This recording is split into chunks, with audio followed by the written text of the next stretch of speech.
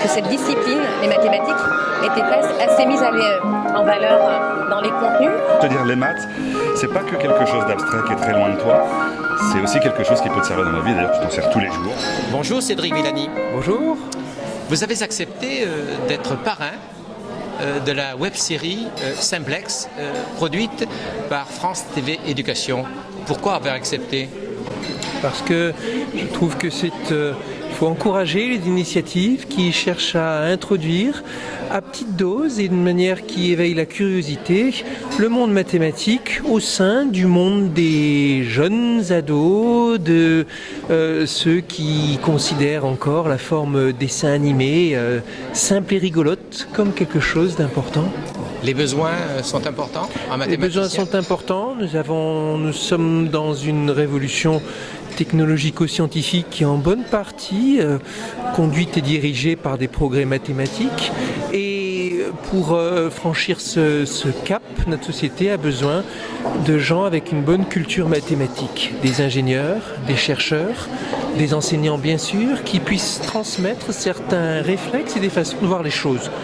Et mathématiques, c'est pas une discipline qui est là juste pour embêter les étudiants, juste pour les forcer à réfléchir. C'est aussi pour les forcer à réfléchir, certes, mais avant tout, c'est pour résoudre des problèmes. Avec cette idée fondamentale, qui est si dure à transmettre, que certains problèmes pratiques ont besoin d'une mise en forme abstraite. Donc faire en sorte que notre pays en particulier puisse avoir des chercheurs en mathématiques de très haut niveau, ça commence très tôt ? Des chercheurs en mathématiques, ça commence tôt, mais c'est pas que les chercheurs qui comptent. La pensée mathématique, le formalisme mathématique aide des ingénieurs, aide tous ceux qui travaillent au développement de nouvelles technologies.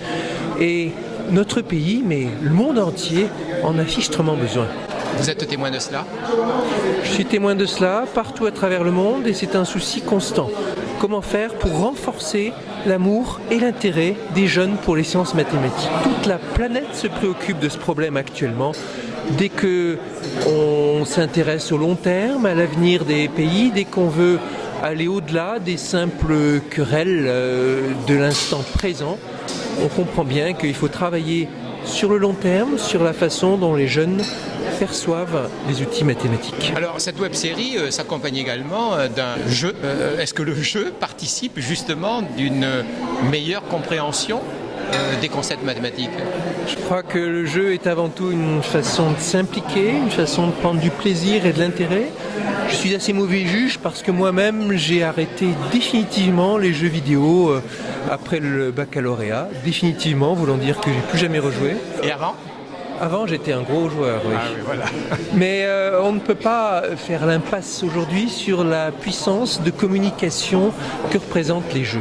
La communication et la façon dont ça permet de transmettre des idées, des états d'esprit. Alors, les initiateurs, les producteurs ont appelé cette web-série Simplex. Alors, je leur ai posé la question, avez-vous pensé aux algorithmes du Simplex ? Qu'est-ce que vous en pensez ? Vous pensez qu'ils y avaient pensé, non ? Oh, je pense que c'est une jolie coïncidence. Ah oui. Mais l'algorithme du Simplex, surtout pour des gens qui, comme moi, ont travaillé sur des questions d'optimisation, de calcul des variations, c'est l'un des algorithmes importants du XXe siècle, on peut le dire, permettant de résoudre des problèmes avec des contraintes très très nombreuses.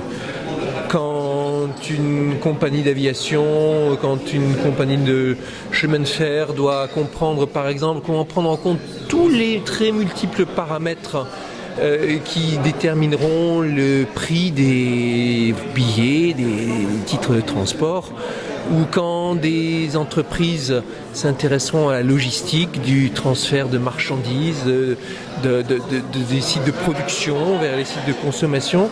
Il faut résoudre des problèmes avec des nombres d'inconnus considérables et l'algorithme le plus populaire dans ce genre de choses, c'est l'algorithme du simplex. Alors faire apparaître les mathématiques comme en fait des outils relativement simples, n'est-ce pas une problématique multifactorielle, complexe, qui pourrait s'apparenter justement à ce type d'algorithme ? Comme on sait bien, c'est toujours compliqué de faire simple. Oui. Et c'est important. Merci beaucoup, Cédric. À votre service, merci.